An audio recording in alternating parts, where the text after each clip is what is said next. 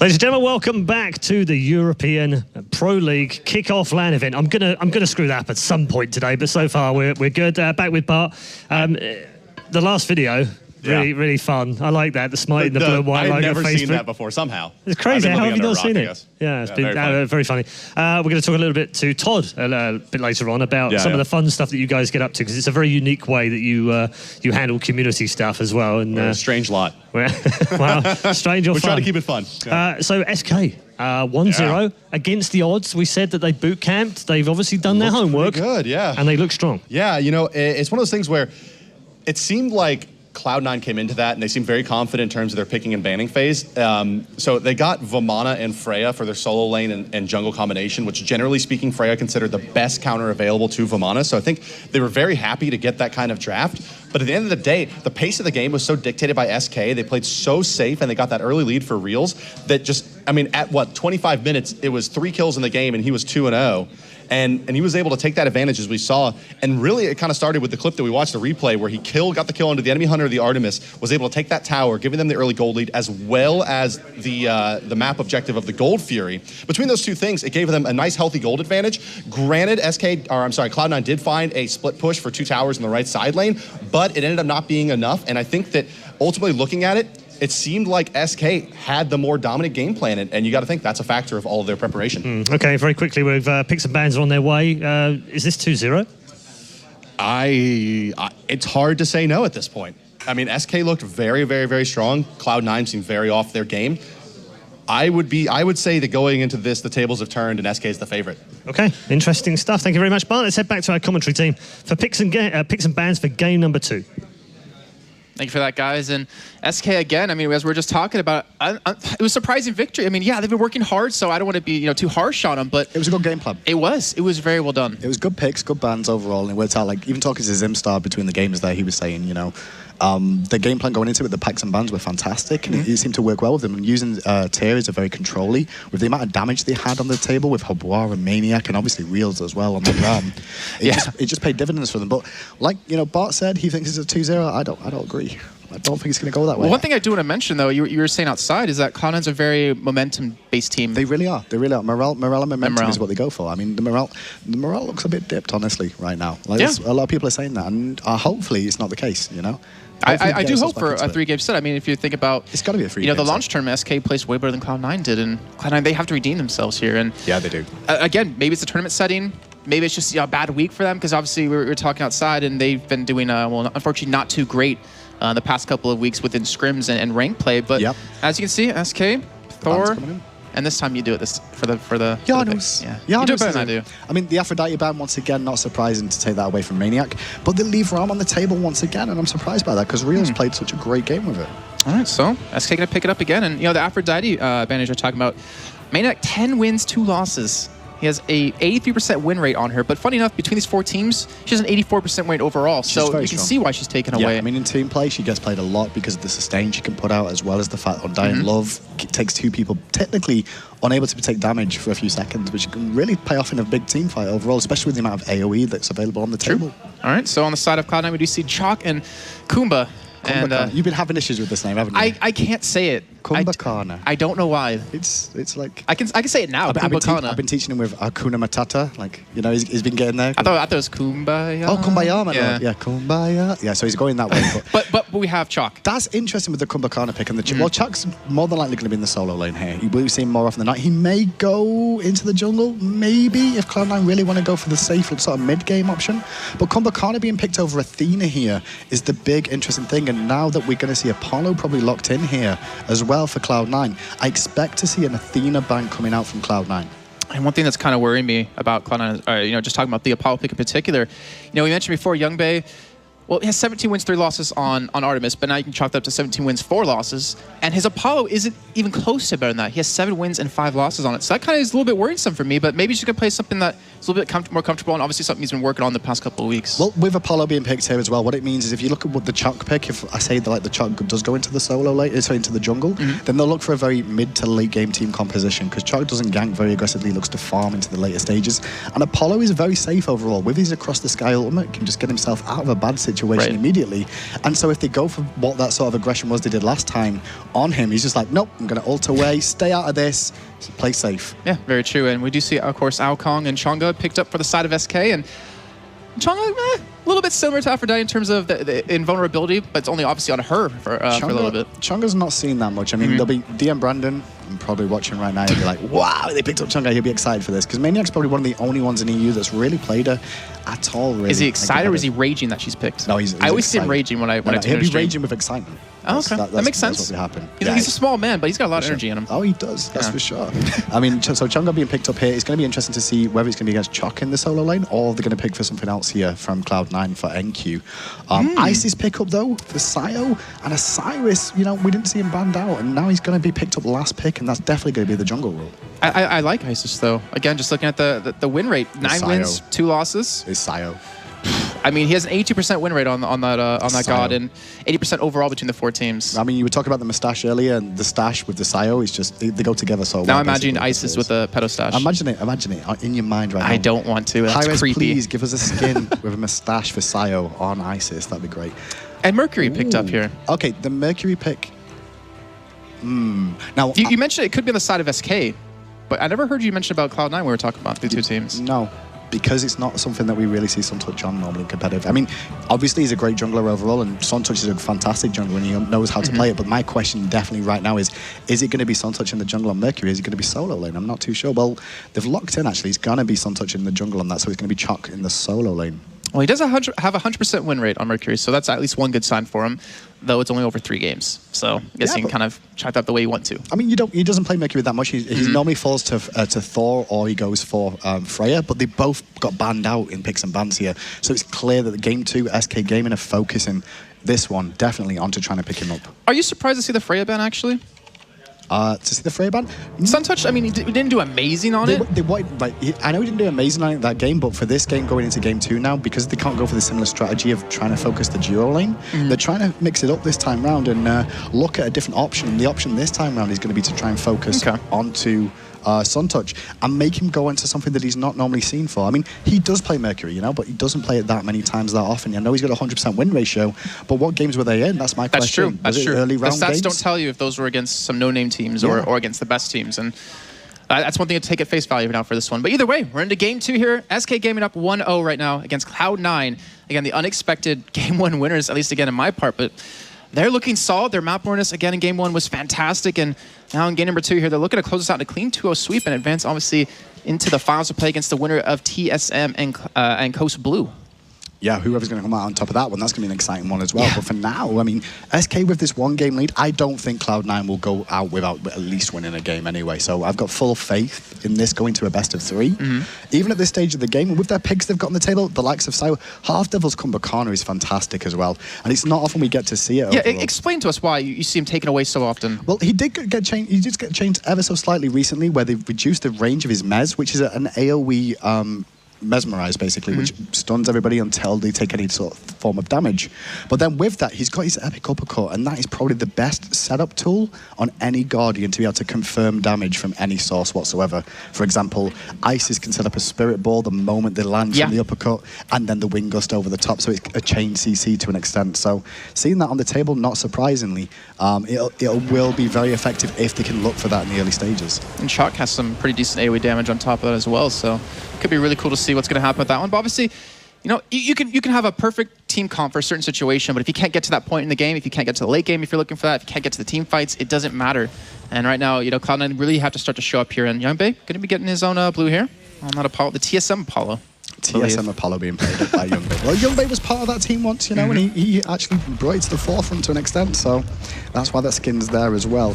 And we can see already, I love the pushing from Cloud9, trying to push and put the aggression onto Maniac, who's here alone. He's going to get hit, and it could be a bit of trouble here for him. Well, he could be taken down, but off to the side we do see Zero there, able to keep him alive off of that one. And that was a big chunk. Again, we did see Geb, though, again, constantly getting into the jungle, stealing away camps as much as he can. Now, the one thing to know about that and what happened to Maniac in that lane is he's had to use the potion that he had at the start of the game.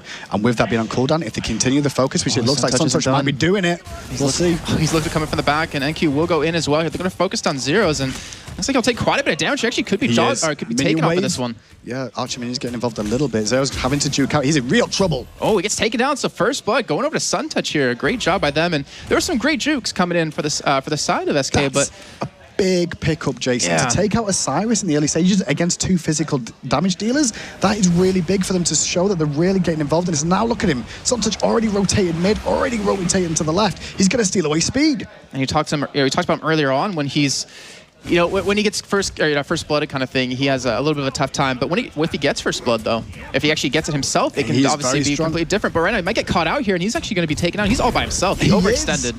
I mean, he wasn't overextended. I mean, Sayo was in the area as well around there, but Badger came around so quickly. Half Devil was too late to the fight as well. And Sayo technically got zoned because he didn't want to come down the avenue near the middle lane, because if he did so, he would have got picked up by Elquan and zoned out. He expected tornadoes there. So he had to go the long way, but with Badger being there, it makes it a 1-for-1 it makes it 1 kill each now on the board. But, you know, that kill going to Captain Twig on his famous Ale Kwang, going to be an issue.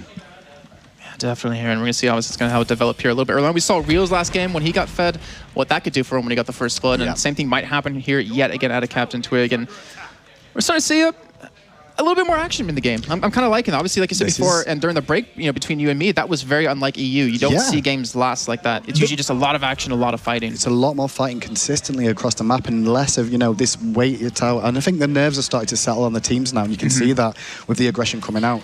And that's not unlike Cloud9 at all. You know, they get first blood and immediately try and take even more. They try and cripple you and keep the aggression going. Well, they just tried, but Suntouch got caught. And they'll go again. I mean, Suntouch is now level 5. Watch him on the backside of this duo lane now, because he's going to look for an ultimate if he can find it, but he's wasting his time here because you can see that SK are well aware there's a possibility that he's looking for it, and you can see him being very defensive, hanging around where Badger is now. Did they see him come to lane with the ward?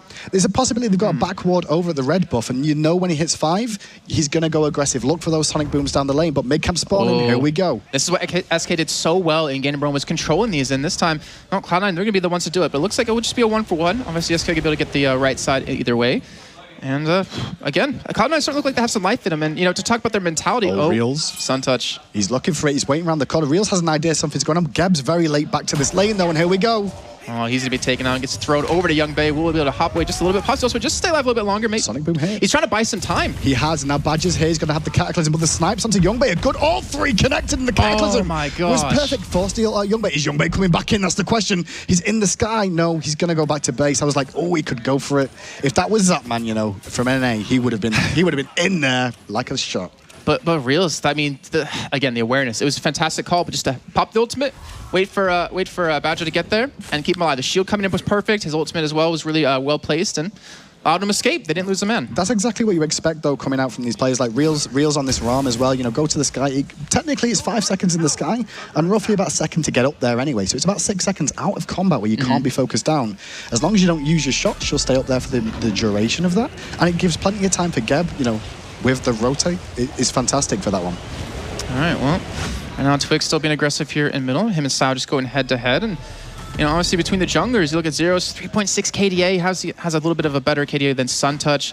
Goal per minute, though, it's in favor of Suntouch. And I kind of want you to point in on that, because that's really interesting stat to have more kills or have better KDA, but to have less GPM. But this all comes down to, we know Suntouch doesn't necessarily have early games. If he gets behind in the early game, he goes to farm mode. He goes full farm, gets as much gold as he can, and doesn't look for the aggression overall unless he gets an opportunity to. So you'll see that he will have a higher gold generation because he's always farming, always looking for something wherever possible. And now he's actually trying to steal away this blue buff on the spotted, though. side. He was spotted going to that one. But they're going to be too late to really get over here and deal with it, because NQ's here, Twig's trying to rotate in, but Chunga's too far away. So nothing more going to come from that one. Oh, the Slaughter skin on Chalk. Really love that one. They have some really good skins, actually, now I think about the Raw America. This is a very good one. Yep. There's a lot of great skins coming out. I mean, Raw America's out. We saw the Secret Agent Apollo, which I've not seen in this tournament yet, which I'm quite surprised. Obviously, Bay playing from 4 TSM previously, and that skin's after his namesake to an extent that he's playing that one right now. But meanwhile, in the duo lane, one thing to know, look at this NQ going aggressive. He's 2-level advantage over Maniac in this lane now, and it's just NQ's experience, and you can see that it looks like they want to get him big and shut down Maniac here. Sayo rotated over just now, didn't find anything. On the other side, though, we saw Suntouch go there as well, looking for an opportunity, stealing away the blue buff. The pressure from C9 is on to Maniac. Yeah, and they're starting to really kick into gear, too, which is going to get very deadly very soon. And you can see the wave clear coming out of Cloud9 right there in the dual lane, able to do really well. And You know, in terms of Chalk and NQ on him, how would you compare him to Game Hunter? Oh, those two. Like, NQ says Game Hunter is better than him, right? But those two together, they're amazing. Like, I love watching fights between them two over and over again. They're so fantastic, and they can pick each other apart most of the time. It's great, but mid-camp's being contested again. Left ones did go to Cloud9, but what about right? Twig has the red buff, though. This could be very dangerous. The blink comes over the wall, and Half Devil looking for something, but again, the ultimate catches him off guard. It forces him back, and now SK are on the charge here, looking for a couple of kills, and that will be... Actually, Half Devil might escape this one. Well, he might do, but Zeros is chasing onto Half Devil, and Youngbei going to come in, trying to defend him for the most part. Can they keep him alive? Protection keeps him up for now. Suntouch with a great sonic boom. Defensively and offensively used at the same time. Maniac picks up Half Devil, though, eventually after the passive wears off. Good spirit ball from Sayo. Going to be no more follow-up, but SK come out on top again. We have to talk about Captain Twig's ultimate there, though. I mean, you saw Half come in, instantly got interrupted by it, hit a couple of people, and it really facilitated the 2 kills they were able to pick up. Yeah, the ultimate hit straight onto Half Devil. Half Devil blinked over the wall there, looking for the Mez, looking for the gank, but in the end, he didn't expect the Spirit Tempest to be there exactly where it was. It wasn't aimed at him, because obviously Captain Twig didn't know. But it was a nice coincidence for him. It was very good coincidence, and that coincidence really paid off. So 3-1 now in favor of SK. SK looking very strong. Definitely, the rumors we've been hearing from the teams is definitely true here. And you know, just looking between the supports, Badger honestly having some fantastic games here today. He's got a 3.29 KD over the qualifiers, 376 GPM. Yeah, a little bit behind Half Devil. But one thing we know about Half Devil is he likes to die a lot. Half Devil's very aggressive, and he dies for the team more than anything else. You know, he'll go in aggressive and be that front line for his team most of the time. So if he does go down a lot, it's for the benefit of his team, not necessarily the detriment overall. I mean, in that instance there, you saw him going aggressive and just ate a Spirit Tempest that wasn't even meant for him. You know, he wasn't out of position technically.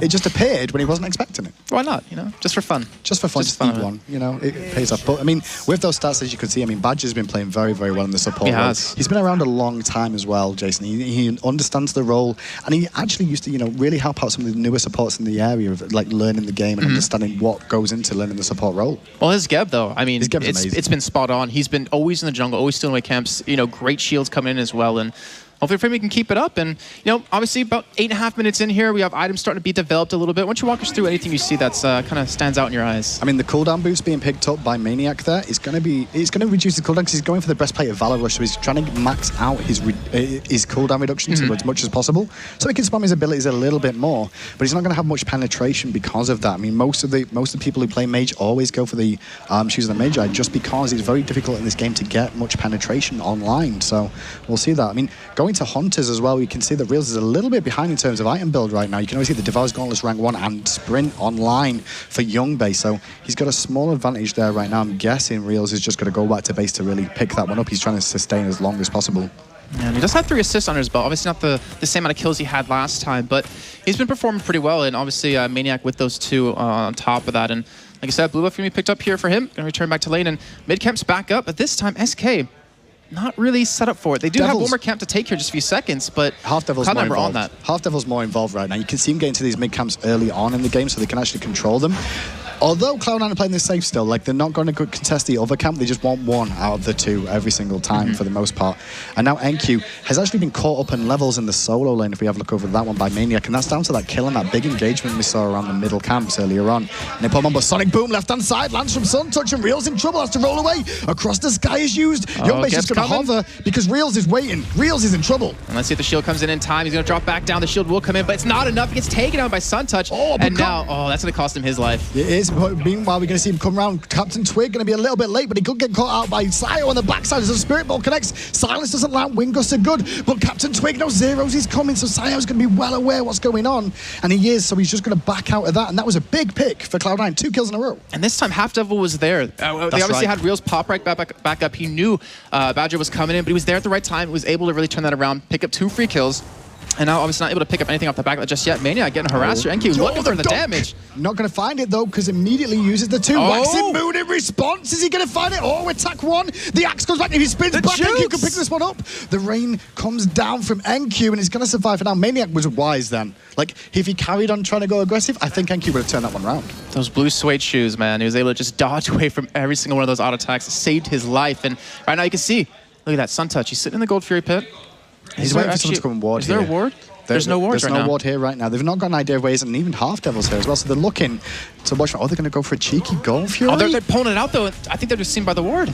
Well, we'll have to see. That ward, oh, it might give a bit of vision. We'll sign out. We're not going to find it, though. That was a great call from Cloud9 overall. They used sentry wards to make sure they controlled the pit there, Jason. I knew they didn't have any vision of that whatsoever. I mean, there was a chance it could have been spotted, but nope, they were too late to it. So Cloud9 with a nice little cheeky secure there on that goal fury. With high risk comes high reward. That's right. What you always hear. And right now, I don't think we talk too much about this as we're start transitioning obviously into the mid game and then into the late game. If we're to go in a 5-on-5 fight here, ignoring the team names just based on the compositions alone, who are you really favoring for this one? Oh, it's backwards and forwards again. I mean, let's look at AoE situations first of all. If we look at the fact Maniac's got his Waxing Moon, if you can AoE the team with that, that's a long stun. Then you've got Badger with the Cataclysm. But what sort of damage are you going to get once you've done that? Well, you've got Reels who can use that massive Astral Barrage from the sky to smite people down who are low. You've got Captain Twig with the Tornadoes over and over again, and that ridiculous Spirit Tempest that we saw earlier. But then on the other side of that, I mean, if NQ can land a big silence in a team fight, that AoE silence he's got in his ultimate, cause a big issue. And Real's been forced to the sky again, and Badger surrounded. Cloud9 trying to do the best. Youngbake's going aggressive on Badger, and pick up a good use, but Zeros is here, and manages to find Sun Touch, and now Half Devils in his passive, and Youngbake already used his ult to go. No, he's still got his ult available, but he's surrounded by members. Is he going to be able to get out? The Tornado's going to tick away. He's going to die in the air. Oh. I think there's a big misplay there that I noticed. So Half Devil knocked up Reels, and because of that, he escaped. He stayed alive, and it kept him out of damage range from anyone, and he was able to just walk away from that one. And that would have been a free kill. It would have been a free kill. The one thing to note about this is that Cloud9 had a game plan, right? They knew. First of all, they saw them gank onto Reels, first of all, and immediately Badger rotated around and saved the day. First time. Second time, it repeated again, but this time Cloud9 were prepared for it and knew how to deal with Badger. They made sure they CC'd him up and made sure Reels didn't get away.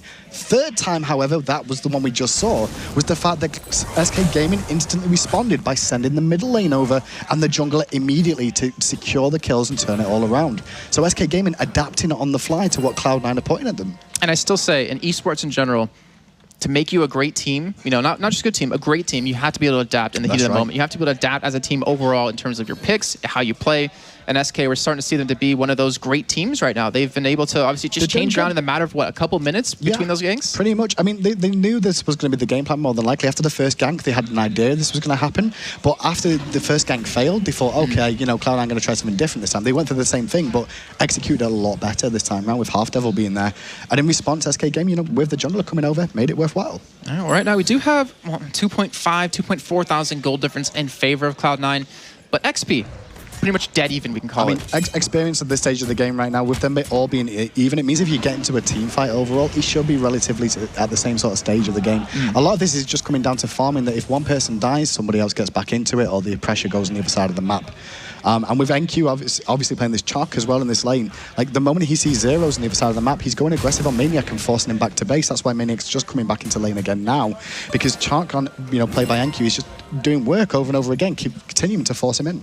Well, he does have the biggest net worth out of his team as well, sitting about 7,800 here. Does have 1 assist, also 1 death under his belt. But either way, Gold Fury was taken not too long ago. Will be coming up relatively soon. The XP camp's now halfway till back up, and that's got to be where the next fight breaks out. I would imagine Cloud9's not going to get a free Gold Fury again. No, I don't think they will do. I mean, now that Badger saw what happened over there, they're like, yo, they took Gold Fury from us and we didn't even see it. They'll be like, okay, this won't happen. But right-hand side, Sun Touch looking for Maniac again, forcing the 2 one more time. Sun Touch has been more proactive in these ganks than we saw in the last one. He seems more comfortable finally. He is. I mean, you can see it's based off the early game, The early game from Sun Touch is what you normally see from him. If things go well for him in the early stages, he picked up first blood, and it paid off for him, and he snowballs from there to an extent. I mean, he'll farm for the most part, but when he gets an opportunity, he'll go for it, and that's what you can see from him this game. I like that. I like that he has no hesitation to go for it too. I mean, you can't question yourself. You can't second guess yourself when you're trying to go for a gank in high-level games like this. And, no, that's right. In terms of builds, we do see obviously the Hunters pretty much going for the exact same kind of build. I'm trying to look at anything else here that's kind of standing out, but I mean, Sun Touch going for the execution is unusual to be seen there normally. You might see a Heartseeker, you might see Devour's Gauntlets, but he's gone for the penetration overall. And those attacks are actually going to, allow the rest of his team with the physical damage of Chark and the physical damage of Youngbei on that Apollo will actually help them to deal more damage as well during these team fights if he can find the auto attacks to make it pay off. If he can find it. That's right. That's the key. I mean, and as Mercury going into these team fights, it's very difficult to kind of stand and bang to an extent. That's why you're so mobile on Mercury, because if you get picked off in a team fight, like if you get stuck in one, the AoE damage will just rip you apart. All right, well, we'll see how that one develops here in a little bit. 16 minutes in. And Gold Fury just about to come out. XP camps as well, and we're going to see a little bit of contest here. SK, After going for the flash, or the blink, and he picks up, I think he picked it up. Yeah, he did use the hog on that one, but he's caught out of position. Now the Messi's on cooldown, has to use the epic uppercut to escape, but once again, Halfdav are going to live, because you know why? He's Kumbhakana, and he's got ridiculous amounts of control and CC, get himself out of problems. And Flash was bound to slip in there once for me today. Oh, it's okay, Flash. I've done it once or twice. Just as long as you don't call it a fountain or something like that, you're okay, you know? I don't think I'll get to that point. I'll make sure just to let you cover over that one. I'll slide it, that one. Don't worry, it's no problem. So, I mean, 6-4 right now in favor of SK Gaming. As we look to the experience, it's still pretty much even gold. 2.7k rather, in favor of Cloud9. And a lot of that really comes down to that Gold Fury steal. And the thing is, are we seeing that reflected in items, though? Because, I mean, it's a big gold difference, but obviously if it's spread across the entire team, that's what, like 500 gold in everyone's pocket. It doesn't really transfer into items just yet. I mean, yeah, it's potential items. As the game goes on, you might see this about the 20-minute mark where you'll see an item finished a lot sooner than someone else. And then if those items do get finished slightly quicker, then you will see them go aggressive and try and use that little advantage they've got of that extra gold that's paying off for them. All right, well, Badger just going back to that duo lane here, just trying to keep Reels healthy, safe as well. He's been doing a fantastic job again. I just want to point that out one more time. He's having perfect reads on Cloud9. He's doing well, but he's falling behind in terms of gold right now. I mean, he's got a higher level, but look at the gold difference between the two supports right now. And this was me mentioning it in game one. He went for those shoes of focus and not the Midas boots, and that's paying dividends now for Half-Devil, who has that sovereignty finished. I mean, that sovereignty going to make him a lot stronger in team fights and also give that aura of protections to your team. That's vital when we get to this, the stage of the game where the team fights are going to really break out. Yeah, it's definitely going to be needed on the side of SK here. And I want to see NQ just continue to shove this solo lane here, being very aggressive on the Maniac. I'm going to see blue buff picked up here for, I believe, Reels for that CDR. And again, we're going to more of those slow-paced kind of games, just trying to fail each other out. SK, I guess they can taste victory right now. Obviously, up in kills, currently 6-4, already up 1-0 I think right now. What it feels like in this game, if you notice, is that SK just playing safe for the most part. Cloud9 are the ones making the plays. True. We've not seen SK look for the aggression and try and pick up a kill like they did in game one, where they went aggressive in the duo lane. Right. This time round, they're playing it very safe because they know they've got the advantage of the one game. Let Cloud9 make the mistakes. Let them go aggressive and make the mistake that allows them to capitalize on it. And I think it's a pretty good game plan. Well, here's the question, though. Does a team as experienced as Cloud9 make mistakes often? They don't often, honestly. Like, they're used to the game plans overall, so they've come into this one with the focus of, to an extent, mid to late game with the Chuck solo and stuff. And I like the picks overall from both teams. It's just when the fights break out, who's going to win?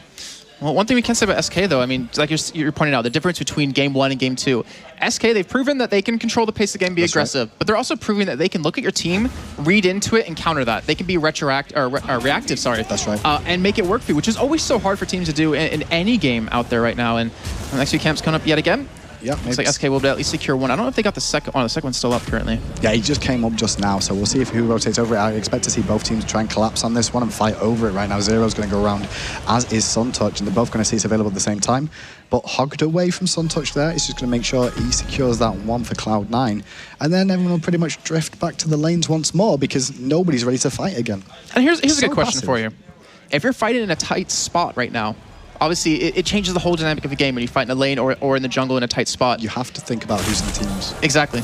All times. And someone like Captain Twig, he's known for his AO Kwong. He was one of the only AO Kwong players for a very long time, and he was very good at it. I mean, for him to have a fight in the jungle, his benefit, he means he can control the lanes, the avenues that people can enter through and get involved in the fight. So you have to take into account, if you're going to fight in the jungle, if there's an AO Kwong on the enemy team, then one of those lanes is going to be taken out of the fight. And I was looking at the other way as well for Cloud9. If Silence and I stun, yeah, I mean, that could be really tough. You're totally true. I mean, the Spirit Ball, if that connects into a big group of players, that's going to turn the fight around as well. And we both know these two mid laners overall play these so well. But Maniac's in trouble here. That's a big Waxing Moon forced out of him. But on the backside, Zero's going to rotate in. I don't think he's going to find it because NQ popped that sprint.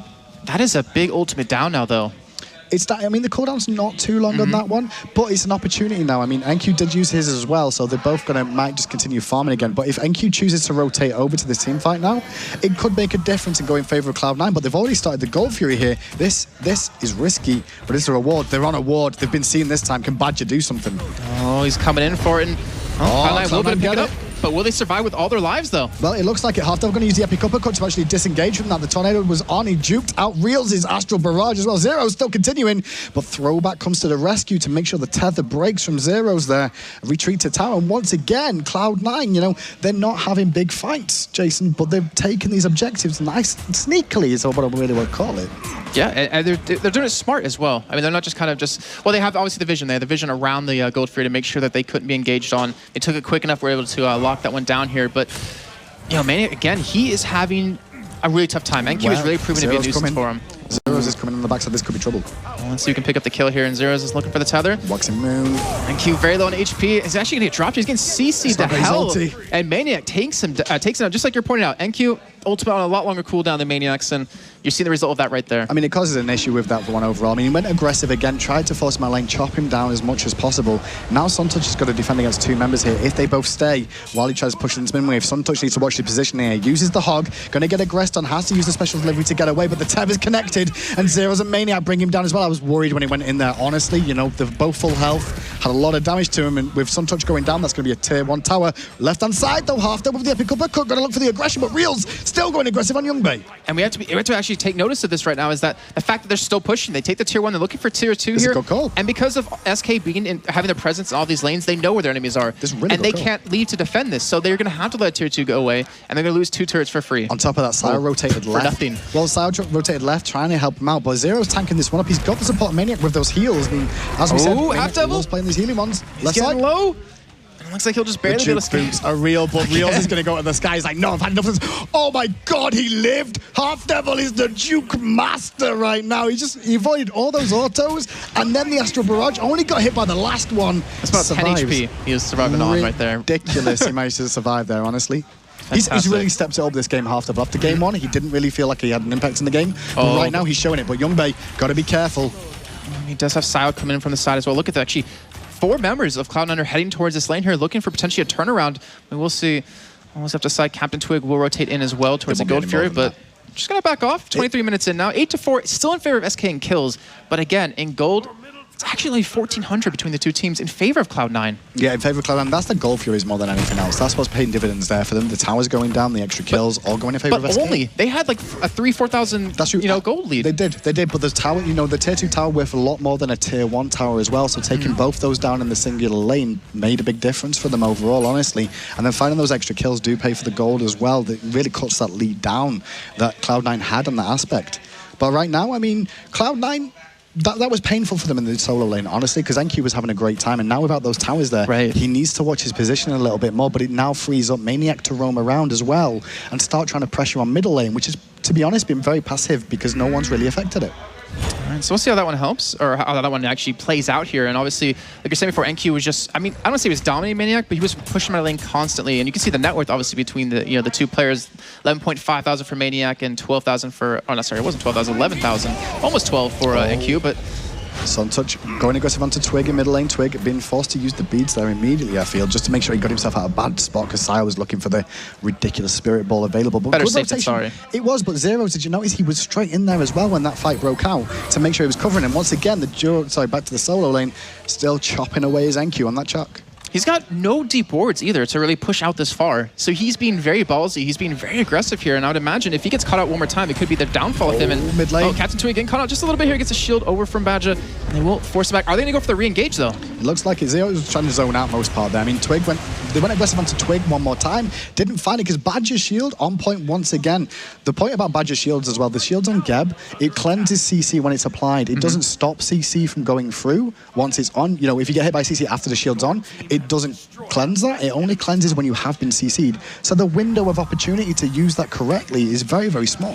And you look at how they're going to counter that, and if they have enough CC to lock down Badger so they can burst someone else down, I mean, very, very difficult here. And now Reels, Badger going to push it onto this tier 1. It's already very low in life. You see Suntouch coming around from the backs as well, just to make sure to defend it. And even a little bit of action breaking out in the jungle here. And Zeros will at least force Half Devil back, but it's allowed them to potentially pick up the turret. They do actually get it, and that does actually secure them 5-3 currently here. That was really nice from Zeros, honestly. I mean, they took the tower down, but Zeros juked his way around for the most part, but made sure overall that he couldn't get involved with the team from Sayo, and Half Devil were not able to get over there and help force a fight or cause them to be out of position. So good call from them, and now you see the rotation from SK to middle lane. They're looking for pressure here now with Maniac on board as well. The heals are going to start flowing. And now we look at the game plan this way.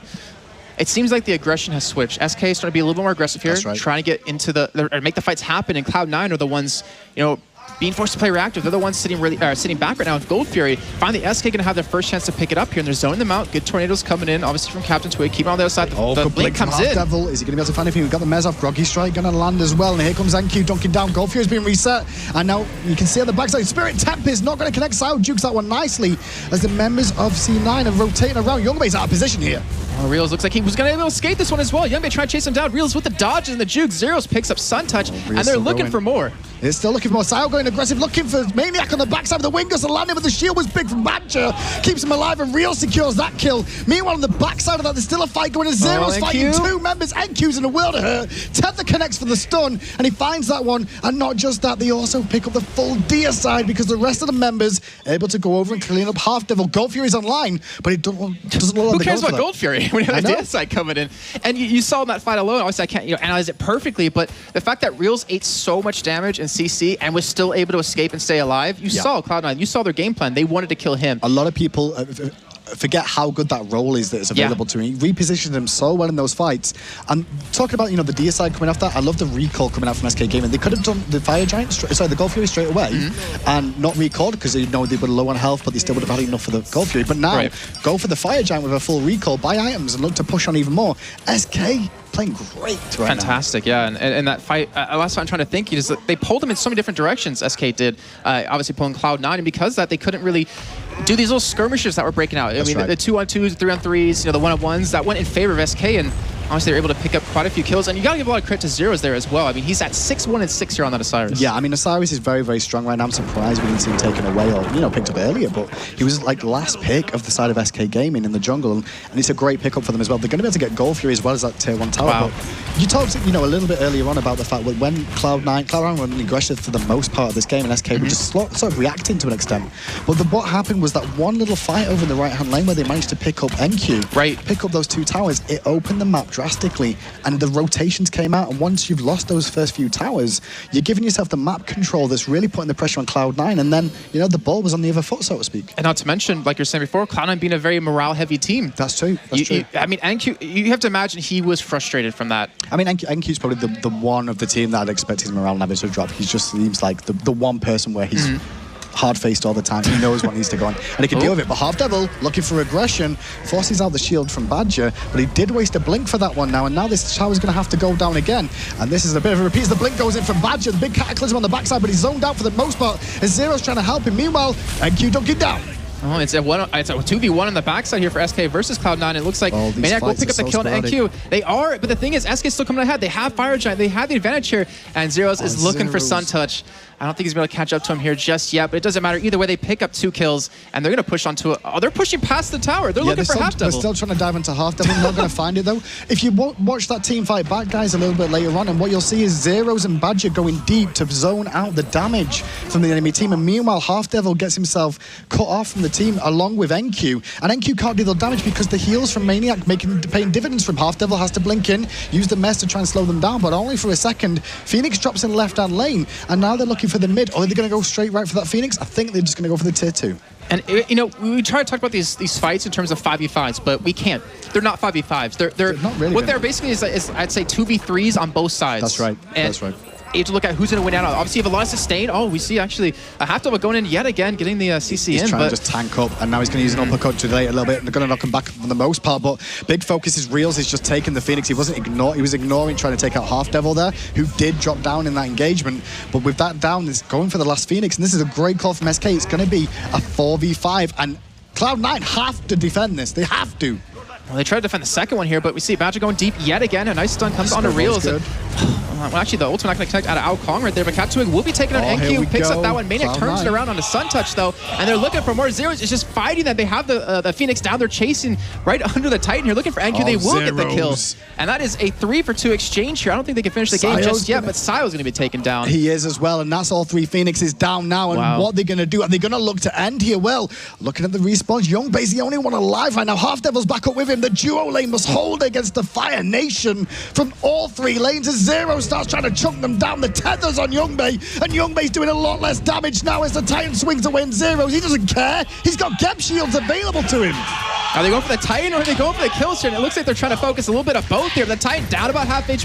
They're looking at Vicious up here. They have so much sustain, it doesn't really matter. The sustain is ridiculous. Here comes the fire minions as well. They're going to start shooting away onto the Titan. The Titan is falling, and it's SK Gaming going to take out Cloud9.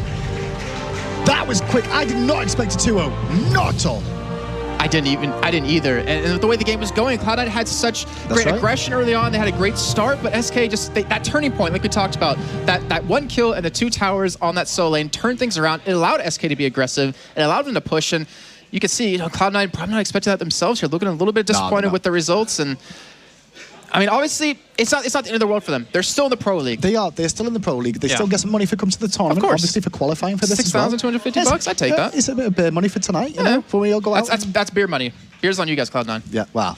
But I think it'd be an SK tonight. It's the way it's going, I tell you. No, they're doing the vodka and tequila. Oh, even better. Yeah, making about the classy stuff. Awesome. But we got to break down that game, though. I mean, again, let's go for it. I want to go back to a certain. Let's just go to the beginning. Let's just do that, because you saw there wasn't as much aggression out of SK in terms of the jungle into that dual lane. That's true. I mean, overall, at the start of the game, you saw Suntouch go aggressive, pick up that first blood, and immediately try and, off the back of that, continue into the enemy jungle, steal away the speed buff to get an even bigger advantage. Didn't pay off, reset it overall.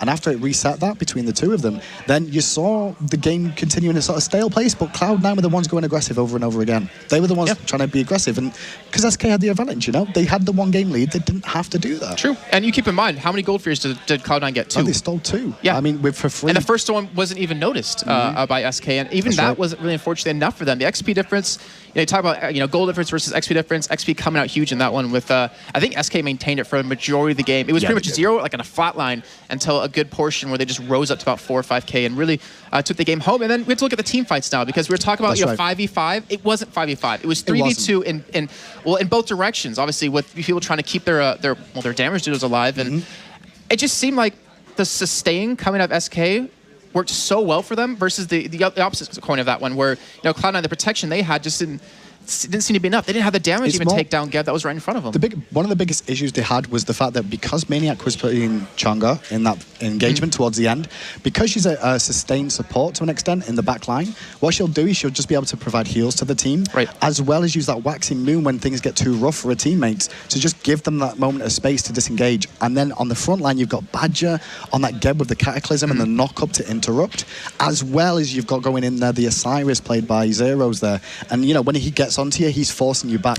And if the tether connects with you, you start dealing reduced damage anyway. So it takes a long time to burst down on Osiris. And perfect diving buddies with them too. Yeah, put those on the front line, and the back line you've got Chang'e to keep your team sustained. It worked really well for them in those fights. And again, it's so interesting to see, because there was one major difference between these two teams. It was the fact that their solo laners on the side of Cloud9 didn't really run support mages really too often, where SK, I mean, they were all about that. They're all about Aphrodite and Chang'e, as you saw there, and it worked out. They play very, very, very what was it, sustain mages, like you say, yeah. That's generally what SK go for overall. I mean, game 1, we didn't really see that with the Zhonghui pick overall. I mean, he has got internal sustain, but nothing for the rest of his team overall. However, in this game mode, I mean, NQ played really well, honestly, overall, in the solo lane. He played well game 1, played well game 2 overall. It's just that when he got picked off in that in the solo lane after the aggression onto Chang'e, they really snowballed off that. Opened up the game immediately, because those two towers being down gave some gold back to SK Gaming, and felt they were confident to try and take down more towers and abuse the map situation for the Gold Fury fire that ended up in a fire giant. So yeah, well, for every winner there has to be a loser here, and for now we're going to head over to Red Eye. Let's have a little bit of an interview here with Cloud9. Thank you very much. Yes, unfortunately, with 4 teams here and 2 semi-finals to be played, we do lose a team very early on. So I'm going to present them a check because they don't go away empty-handed because hi-rez, of course, don't like teams going away empty-handed. They put a pot full of cash up, $50,000 for this weekend alone. So Cloud9, congratulations, you have won $6,250.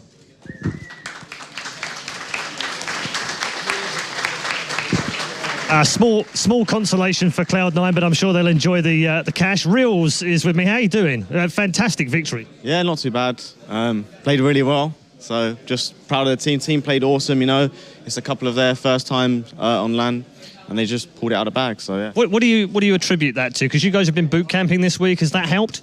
Yeah, definitely. I mean, we've already experienced sort of playing outside of your comfort zone. You know. So the boot camp is obviously not like home. It gives you a good experience of what it's like to play in the same sort of environment, obviously not with the people here, but it gives you a good insight of what you have to play with here. So I think they got a little bit used to it, and yeah, everyone played really, really well today. I mean, when you look at your regular season, lots of quarterfinals, you got fed up with meeting TSM, I'm sure, all the way through those quarterfinals. You had one great week where you managed to beat all the 3 teams that are here on the LAN. What do you do? Do you look at that and just go, we know we can beat these guys? Yeah, I mean, that's what we do coming into it. We know we can beat them. We've got the skill, we've got the players in the team, we have everything to beat. It's just about executing it, doing the right picks, doing the right bans, and just executing it in game, you know? That's all it is. Are you still a little bit surprised? I mean, I know you guys, you're confident you want to win, you know you can win, but are you a little bit surprised 2-0? No. I mean, I know it sounds kind of BM, say no, but we put a lot of practice in, you know, and we really did try hard to come out here and bring that A game, you know. And I think everyone was really confident. And yeah, I mean, Cloud9 played really, really well, and it was a hard game. Like the second game, we was behind for the whole early game, but yeah, we practiced well, and we done all the right things to beat them. Okay, Bart said on the analyst desk that he felt that you guys played very passively and that was maybe on purpose. You wanted to invite Cloud9 to come onto you? Yeah, we did. Part of the play, honestly. Must be nice when it works out like that. It worked out perfect, yeah. Well, congratulations. Good luck in the final. SK Gaming, of course, will be in the final. They don't know who they're going to meet just yet. Our next semi-final is coming up very shortly. But first, let's check in with Bart and explain exactly how SK took down Cloud9 in 2 maps. Hello, ladies and gentlemen. We'll take a look here at the play that probably sprang this game open. It is a triple kill coming out from Zeros. It'll be up here on the screen any second. But, I mean, here you see it kind of starting up. And looking at the positioning here of SK, you can see they're all grouped up around the mid lane. And this side camp contest, you see the rotations coming in from Cloud9 as they look to kind of stop this and stop the Gold Fury attempt. But what ends up happening here is that Zeros just makes his way to the back line. He finds 1 kill and finds a couple more off the back of it. So here it starts to break out. He goes into the front lines as that tanky Osiris. Very good at shrugging off physical damage. The initiation comes in from Half Devil, but Zeros puts his sights onto Sun Touch. And if he can keep the Sun Touch out of this fight, the CC that comes out from Mercury can be very difficult to deal with in that situation. But as the fight continues to go on and the damage comes in from the back lines from Reels, you can see everyone getting low, and this is the perfect opportunity for Zeros to come in. He uses the ultimate to pick up Sun Touch. That's a lot of the damage out of the fight, and now is able to move in onto NQ. And as you know, if he can get this tight quarters on Osiris, it's very hard to get away from. As you see the tether there, NQ is going to actually have to eat this stun, and that will end up with him going down in the backlines. Reels continues to put out the rest of the damage, then they're going to go ahead and move in here, take out the Kumba. What's important to note about this fight is look what it sets up on the map. Gold Fury up, Fire Giant up as well. The mass recalls are going to come out, and then they're able to take both of these objectives. So you'll see as we move back in time here, what I want to do is I want to go ahead and play it back a little bit slower as you see kind of coming out the opportunity that he has here with this kill coming out. We can just kind of slow down right here. Yeah, exactly. Where he finds the Mercury now, it's very, very difficult. Once the Mercury goes down, NQ comes in to try to peel, but it's just a bit too late. And then he knows he's dead to rights. Sprint already down at this point. He's going to get chain slowed by Zeros. And it's also important, look, Reels is actually cleaning the backline here the whole time, which gives the room for Osiris to do this damage. He's not a burster. He really does his damage over time with these in-hand attacks. The tether will come out, and that will lead to the victory for SK Gaming. Congratulations to them. Now back over to Paul with a word from Todd.